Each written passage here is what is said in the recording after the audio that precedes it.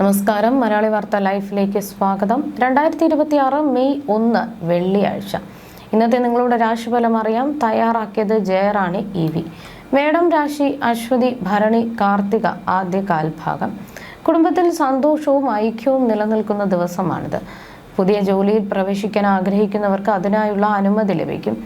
ഭൂമി സംബന്ധമായ ഇടപാടുകൾക്ക് അനുകൂലമായ സമയമാണ്. പുതിയ സ്ഥലം വാങ്ങുന്നതിനായുള്ള കരാറുകളിൽ ഒപ്പുവയ്ക്കാൻ ഇന്ന് സാധിക്കും. ഇടവം രാശി കാർത്തിക അവസാന മുക്കാൽ ഭാഗം, രോഹിണി മകയിരം ആദ്യ പകുതി ഭാഗം.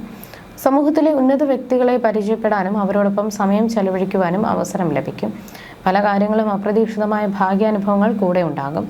ധനനേട്ടത്തോടൊപ്പം തൊഴിൽ രംഗത്ത് മികച്ച വിജയവും ഈ രാശിക്കാർക്ക് ഇന്ന് പ്രതീക്ഷിക്കാം.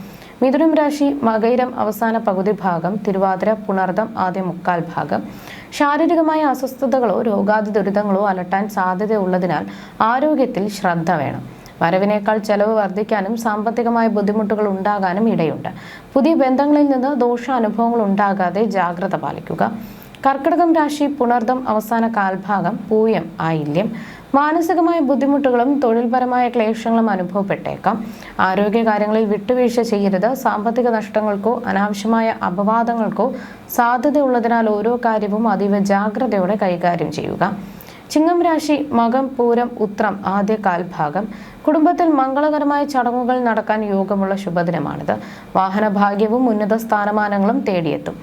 സാമ്പത്തിക നേട്ടത്തോടൊപ്പം നിയമപരമായ തർക്കങ്ങളിൽ അനുകൂലമായ വിധി സമ്പാദിക്കാനും ഇന്ന് സാധിക്കും.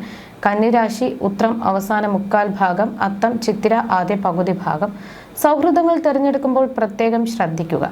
അനാവശ്യ കൂട്ടുകെട്ടുകൾ പണനഷ്ടത്തിനും അപമാനത്തിനും കാരണമായേക്കാം. അമിതമായ ആഡംബര മോഹം സാമ്പത്തിക ഞെരുക്കത്തിന് വഴിവെച്ചേക്കാം.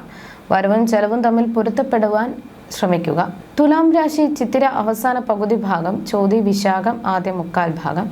ദീർഘനാളത്തെ ആരോഗ്യ പ്രശ്നങ്ങളിൽ നിന്ന് മോചനം ലഭിക്കുന്ന ദിവസമാണിത്. പുതിയ വസ്ത്രങ്ങളോ ആഭരണങ്ങളോ സമ്മാനമായി ലഭിക്കാൻ യോഗമുണ്ട്. സമൂഹത്തിൽ അംഗീകാരവും പ്രശംസയും വർദ്ധിക്കുന്നത് വഴി മനസ്സിന് സന്തോഷം ലഭിക്കും. വൃശ്ചികം രാശി വിശാഖം അവസാന കാൽഭാഗം, അനിഴം തൃക്കേട്ട. തൊഴിൽപരമായ കാര്യങ്ങളിൽ ചില തടസ്സങ്ങൾ നേരിടാൻ സാധ്യതയുണ്ട്. കണ്ണിനോ വയറിനോ സംബന്ധമായ ചെറിയ അസ്വസ്ഥതകൾ അലട്ടിയേക്കാം. സാമ്പത്തിക ഇടപാടുകളിൽ ജാഗ്രത പുലർത്തുകയും നഷ്ടങ്ങൾ സംഭവിക്കാതെ ശ്രദ്ധിക്കുകയും ചെയ്യുക. ധനുരാശി മൂലം പൂരാടം ഉത്രാടം ആദ്യ കാൽഭാഗം. ബന്ധുക്കളിൽ നിന്ന് ഗുണകരമായ സഹായങ്ങൾ ലഭിക്കുന്ന ദിവസമാണിത്. അപ്രതീക്ഷിതമായ ധനലാഭവും പ്രണയകാര്യങ്ങളിൽ പുരോഗതിയും ഉണ്ടാകും. വിവാഹാലോചനകളിൽ തീരുമാനമാകാനും വിശേഷപ്പെട്ട സമ്മാനങ്ങൾ ലഭിക്കാനും സാഹചര്യമൊരുങ്ങും. മകരം രാശി ഉത്രാടം അവസാന മുക്കാൽ ഭാഗം, തിരുവോണം അവിട്ടം ആദ്യ പകുതി ഭാഗം. ദീർഘനാളായുള്ള രോഗാദുരിതങ്ങൾക്ക് ശമനം ലഭിക്കുന്ന ആശ്വാസകരമായ ദിവസമാണിത്.